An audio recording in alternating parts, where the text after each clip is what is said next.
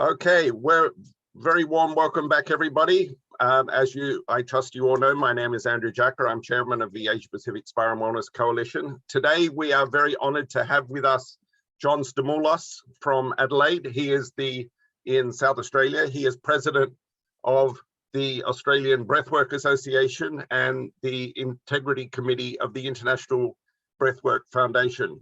John, welcome. Hi, good morning. Right. Breathwork, right? As the world of well-being changes and we, come out of COVID and look at all sort of things, there's been a lot of talk, especially about mental well-being.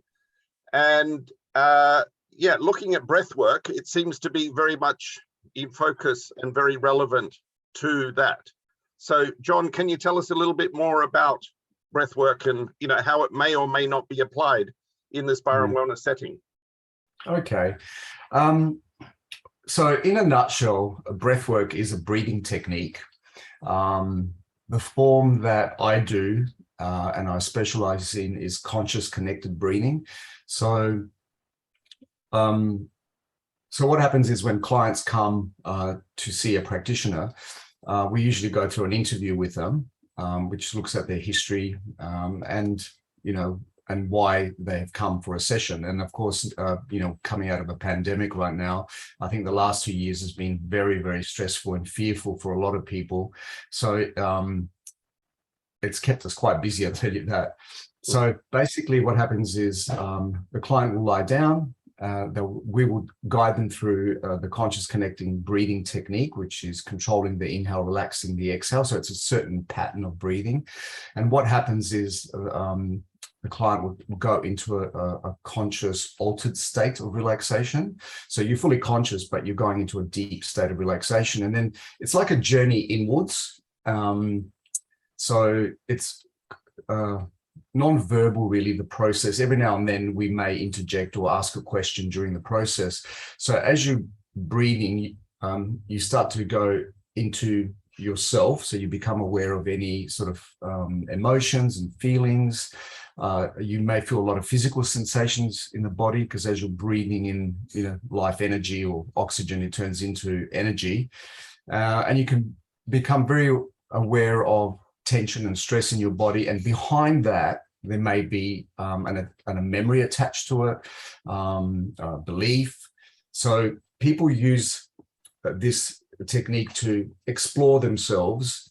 You can use it for inspiration and expansion of the self, but a lot of the times you may uncover a lot of unconscious sort of beliefs and behaviors that you have from your early childhood.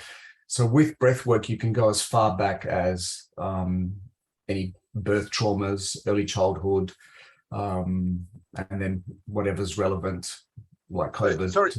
Yes. John, from my world, we're used to talking about things like guided meditation. What you're talking about here, it sounds very much like a guided learning how to breathe. Look, it is like a meditation, but it isn't a meditation. And as you said about learning to breathe, a lot of us don't breathe correctly. And there is a point in breath work where you get a breath release, and it's quite involved, like understanding it. But what actually happens is we can correct our breathing. A lot of us breathe quite shallow, where we don't breathe fully. And that may be also connected to your first breath that you ever took when the umbilical cord was cut and you were forced to breathe.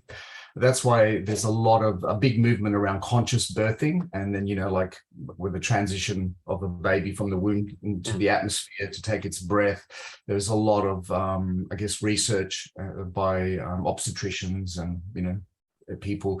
So yes, it is kind of like learning to breathe again and making you aware of your own breathing pattern. You think about it, when you're stressed, you tend to hold your breath, your jaw gets tight. So when you are doing a breathwork process, you are breathing fully and feeling fully as well. So ideally, is this something that if you are breathing properly, this is something obviously you need to learn at birth or very soon thereafter? sometimes I think our breathing patterns correct themselves through life. You know, some people exercise, some people practice meditation and yoga, and some people are completely disconnected from their bodies and anything, you know, breathing. Right. All right. So, okay, but it does sound very much like it's while it is arguably a wellness practice, or a well-being practice, it is still something that needs to be done by clinicians. It's not the sort of thing you can get your average wellness therapist, you can send them on a course for a week and say, okay, now you can understand breath work. Yeah. Look, most people, I think, need to explore this technique with a certified breathwork practitioner. And usually a practitioner would have done a minimum of 450 hours of training to do this and hold the space. Okay. Because, you know, like if something opens up in a client, then the therapist needs to be able to support the client. So you know, when someone is exploring, looking for a breath work, it is important that they are certified and registered as well with an association. Right. Have you actually introduced this yourself into or presented it to anybody in the spiral wellness sector? You know, it's funny, when we were doing setting up to do this interview, it brought back some memories where I was visiting wellness spas, and they were called, the title they gave me was Visiting Master, which I thought was kind of funny. It was in Asia. So they would have me come along and run like a weekend or 4-day retreat for, say, burnt out, stressed out executives.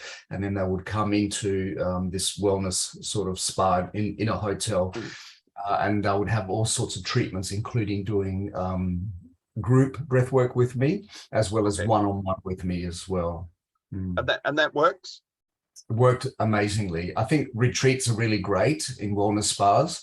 If you know, and I have heard of many you know, wellness spas around the world that actually use breath workers in their packages. Yeah. Right. But it's done by qualified professionals, basically. Correct. Yeah. Correct. Right. Yeah. So I mean that's important. I mean, as an industry, and I know a lot of people don't necessarily agree with me, but and this, you know, is not exactly a traditional therapy per se, but we've, as I've said to many times, we've raped and pillaged our forebears, and it's time to, you know, give a little bit of respect. And specifically now, when we're dealing with mental well-being, obviously we want qualified people that are, you know, putting out these therapies and, you know, guiding our clients through them. So I think that part of it is specifically important, because it was one of the questions that I had going into this was, you know, can I just, well, as I said earlier in the discussion, can I just send a therapist, you know, for a week and learn how to do it, you know, 40 hours, whatever, and done, and, you know, she can include it within the therapy? And obviously that's not the case, right? You know, you've said that they need the qualifications. So they need to be certified. And the thing is, like, for example, when I work with my clients, I work with them for up to 10 sessions if they want to explore and master their own breathing process. Then they can use this technique on their own when they want. They can just lie down and do it. And remember that with this breathing process, it can be done in various sort of ways. You know, it can be done with the eyes open, eyes closed. We can do hot water breath work, cold water breath work, mirror, and also looking at someone or the therapist or in nature. So there's a variety of breathing techniques that we are trained to do.